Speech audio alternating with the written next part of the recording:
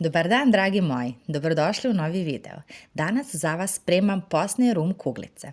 Ovaj kolač možete da pravite u običnoj varijanti, koristite samo običan keks.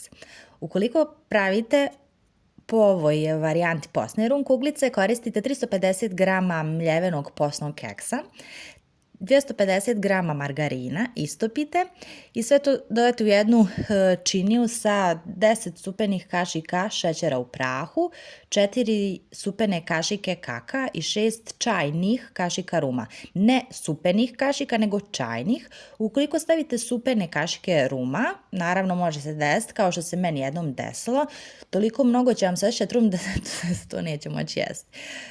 I onda kao što vidite, sve to dobro pomiješate, sjedinite, pravite ove kuglice, umiješate ih u mljeveni keks i to bi bilo to. Eto, nadam se da vam se ovaj recept svidio, hvala vam svima na gledanju i podršci. Ukoliko vas zanima još neki recept, pogledajte ostale recepte na mom kanalu, a ja vas pozdravljam do nekog sljedećeg videa.